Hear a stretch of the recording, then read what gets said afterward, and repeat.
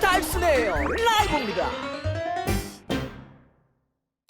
베르베인 잘하죠. 무슨 뭐 프리미어리그 데뷔전부터 막 골을 넣어요.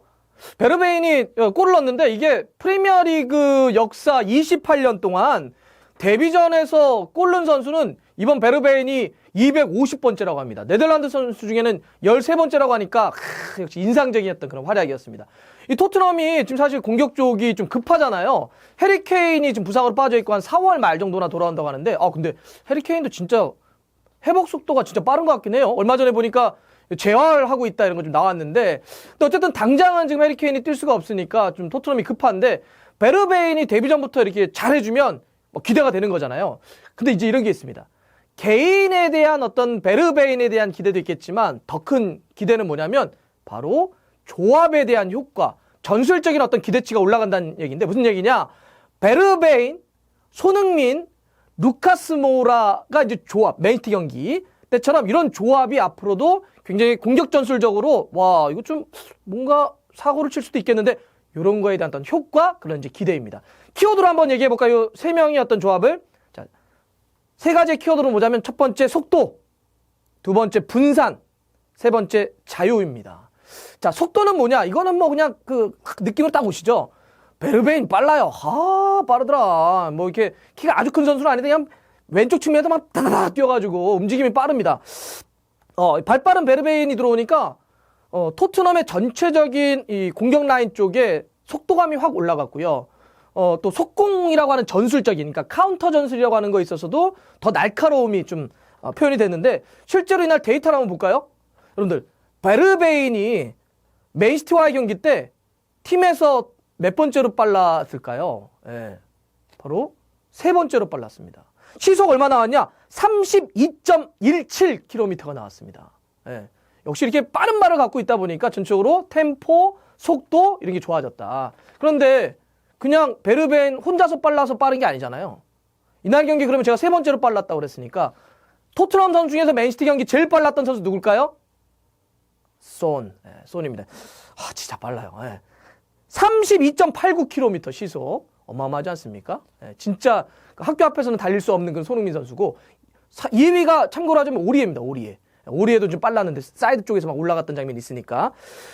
그런데 여기서 또 끝나는 게 아니죠. 루카스 모우라는 또 얼마 뛰었냐? 루카스 모우라도 시속 맨시티 경기에서 31.53. 그러니까 셋 다 빨라요. 셋 다 동시에 학교 앞에서 뛸 수가 없다는 얘기예요. 그러니까 이렇게 세 명이 모였을 때는 속도가 엄청나게 빨라지니까 속도 경쟁력이 올라간다. 속도 경쟁력이 올라가게 되면 전환 템포도 좋지만 카운터라고 하는 전술을 해리 케인이 없는 상태에서 쓸 수 있다. 이게 바로 이제 이 속도 경쟁력이라고 하는 첫 번째 키워드였고요. 두 번째, 뭐라 그랬죠, 제가? 분산에 있습니다. 베르베인이 잘해주는 건, 지금 이 분산이라고 하는 효과도 좀 기대해 볼 수 있겠는데, 이런 겁니다. 그러니까 분산 이러면은 뭐, 그냥 딱, 직관적으로 다가오는 건 이런 거죠. 수비를 분산시킨다는 건가? 그것도 맞죠. 수비에 대한 분산도 맞습니다. 아무래도, 여러 명이 혼자 잘하는 것보다 두 명이 더 잘하는 것보다 세 명이 더 잘하면, 네 명이 더 잘하면, 그러면 수비수들은, 어딜 막아야 돼? 막아야 될 곳이 많으니까 힘들잖아요. 그러니까 베르베인이 손흥민 선수하고 굉장히 그 위치가 포지셔닝이 닮아 있는 건 아시죠?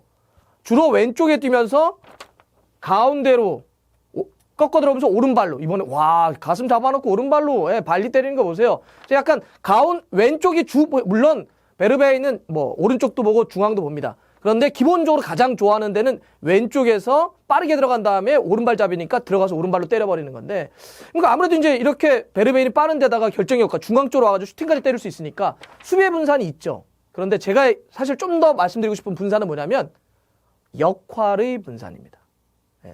사실 그렇게 토트넘의 왼쪽 사이드에서 공격을 주도하면서 가운데로 꺾어서 슈팅 때리는 선수가 손흥민 선수 말고 있었나요? 없어요. 없죠. 그러니까 오히려 가운데나 오른쪽은 뭐 거기다 루카스 모우라를 쓸 수도 있고 예전에 에릭센을 쓸 수도 있고 아니면 라멜라를 쓸 수도 있고 그래서 약간 다른 포지션 같은 경우는 뭐 로테이션을 돌린다든지 아니면 다른 역할을 준다든지 다른 선수에게 이럴 수가 있는데 그동안 보면 왼쪽에서는 어쨌든 손흥민 선수만이 그 롤을 거의 소화를 했습니다. 근데 이렇게 베르베인이 그 역할을 해줄 수 있는 거 아니에요. 그러면 역할을 분산할 수 있다는 거죠. 그럼으로써 손흥민 선수에게 더 많은 자유가 갈 수도 있습니다. 자, 제가 세 번째로 그래서 얘기하는 게 자유라고 하는 키워드인데 이건 무엇을 얘기하느냐? 이거 아주 재밌어요. 맨시티 경기 때 제가 얘기했던 베르베인, 루카스 모우라, 손흥민 선수의 히트맵을 보면 아주 재미난 포인트가 하나 나옵니다. 자, 먼저 맨시티 경기의 베르베인의 히트맵, 막 움직였던 동선. 자, 한번 보시죠. 어때요? 확실히 이 왼쪽을 주 포지셔닝으로 해서 가운데로 꺾어 들어갔다라고 하는 움직임이 보이죠. 그죠? 자, 그 다음에 두 번째 루카스 모우라의 히트맵을 한번 보시죠. 맨시티 경기. 어떠세요? 루카스 모우라는 확실히 가운데로 꺾어 들어갔다는 걸 알 수가 있죠. 그러면 마지막으로 손흥민 선수의 히트맵을 한번 보세요. 맨시티 경기. 어떠시죠? 와, 대박이죠? 손흥민 선수가 제가 아까 역할의 분산 이런 거 했잖아요. 그러니까 예전에는 왼쪽에서는 손흥민 선수가 많이 그 역할을 하니까 그냥 손흥민 선수 히트맵이 거의 왼쪽으로 이루어졌던 경우들이 상당히 많았습니다. 그런데 왼쪽에서 손흥민이 아니어도 해줄 수 있는 베르베인이 돌아오다 보니까 손흥민 선수는 이제 어때요? 꼭 왼쪽에만 제한적으로 안 뛰어도 된다는 얘기예요. 자, 맨시티 경기의 히트맵 어때요? 왼쪽, 오른쪽, 중앙 안 뛴 데가 있나요? 네. 이제 손흥민 선수는 약간 프리한 개념으로 프리롤 같은 역할을 할 수가 있는 거예요. 오른쪽은 루카스 모우라에게 맡기고 왼쪽은 베르베인에게 맡기고 손흥민 선수는 물론 뭐 왼쪽 오른쪽 중앙 계속 오가면서 자유롭게 하면서 더 많은 공격, 더 많은 플레이를 할 수 있는 기회가 이제 열리는 겁니다. 그런 공간이 열리는 거죠. 실제로 맨시티와 경기 때도 손흥민 선수가 이렇게 자유롭게 뛰면서 사실 토트넘이 유스팅을 3개 때렸거든요. 그중에 이제 2골을 넣은 건데 어마어마한 결정력인데 거기서 3개 중에 유스팅 3개 중에 2개를 누가 때렸냐? 손흥민 선수가 때렸습니다. 그러니까 훨씬 더 자유롭게 움직이면서 자유롭게 공간을 파올 수 있기 때문에 사실 이러면 손흥민 선수의 강점이 더 극대화될 수 있는 게 손흥민 선수는 무슨 발잡이에요? 우리 다 아는 것처럼 양발잡이잖아요. 태어난 거는 오른발로 태어났는데 무진장한 노력을 통해서 왼발도 오른발처럼 쓰는 선수 아닙니까? 그런데 한쪽에만 가다 놓을 경우는 사실 그 능력이 조금 제한적으로 쓰일 수가 있었는데 이제는 경기장을 전체로 다 쓰겠다는 거예요. 네. 그래서 그러면 양발잡이, 속도 있고 또 공간 능력이라든지 게 좋아지고 있는 손흥민 선수 입장에서는 훨씬 더 많은 기회가 열릴 수 있다는 거죠. 이렇게 되면 손흥민 선수가 약간 프리한 개념으로 는다면 앞으로 속도라고 하는 부분, 분산이라고 하는 부분, 자유라고 하는 부분이 굉장히 확대가 될 텐데 이러면 전술적으로는 공격 라인은 토트넘은 앞으로 어떤 전술? 스위칭 전술이 상당히 강하게 쓰일 겁니다. 스위칭, 자리를 바꾼다는 거죠. 끊임없이 자리를 바꿀 거예요. 손흥민, 베르베인, 루카스 모우라는 끊임없이 상대 수비를 분산시키고 흔들어 놓기 위해서 스위칭 전술을 상당히 많이 쓸 겁니다. 케인이 돌아오기 전까지. 예. 케인이 돌아와도 이것은 뭐 플랜 B 이런 식으로는 계속 쓸 수가 있는 거죠. 그러니까 전술의 영역을 확대시키는.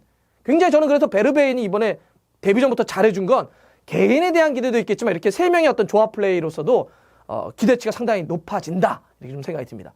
근데 이게 되게 의미가 있는 게 사실 토트넘이 좀 한때 되게 어려웠잖아요. 그래서 야, 이게 챔스는 좀 어려울 것 같고 유로파는 가능하냐? 뭐 이런 느낌이었는데 어느덧 5위까지 올라갔고요. 특히 시티 잡으면서 4위 첼시와 승점차 4점 차. 여러분들 근데 그거 아십니까? 이번 달 현지 시간으로 22일 누구랑 맞붙는지 토트넘이 첼시와 경기를 하게 됩니다. 그러면 이거 중간에 경기들이 있잖아요. 뭐 FA컵 경기도 있고 그 다음에 챔피언스 리그도 있는데 요 3명의 어떤 조합 플레이가 전술적으로 극대화된다. 완성도가 올라간다 그러면 그 경기도 굉장히 재밌을 거고 첼시와의 맞대결의 승부가 아마 이번에 맨시티와의 맞대결의 결과처럼 이기는 팀에게는 굉장히 큰 특히 챔피언스 리그 싸움에 아마 분수령이 되지 않을까 좀 생각을 해봅니다. 그런데다 이제 그런 것도 있다. 이렇게 앞쪽에 있는 그 선수들이 빠르게 스위칭 전술하고 침투하고 빠르게 들어갈 때 그때는 투박하게 볼 찔러주는 선수 있으면 안 돼요. 그렇죠? 빠르고 침투 순간순간에서 되기 때문에 그때는 앞쪽으로 전진 패스를 싹싹 넣어줘야 되는데 요 전술, 스위칭 전술이 또 잘 먹힐 수 있는 건 요 선수가 최근에 미드필더에 좋아져서 그래요. 누구요? 로셀소. 로셀소가 이번에 맨시티와 경기 때 토트넘 선수들 중에 성공 패스 가장 많이 연결한 거 아세요? 그 다음 2위가 누구가요? 윙크스였습니다. 딱 두 선수가 성공한 패스, 그러니까 패스를 시도한 거 말고 성공한 패스가 로셀소가 1위, 2위가 윙크스였습니다. 그러니까 다이어는 이제 안 돼. 다이어는 몸빵을 하거나 뭐 길게 이거는 어떻게 될지 모르겠지만 특히나 이렇게 스위칭 되고 빠르게 하고 공간 침투하고 이런 거로 토트넘 공격 전술이 이제는 변한다고 한다면 로셀소나 윙크스도 좀 주목해서 허리 쪽에서 봐야 된다. 이렇게 생각이 듭니다. 재밌을 것 같아요. 끝! 자, 좋아요, 구독 걸립니다. 알람 들어갔어요.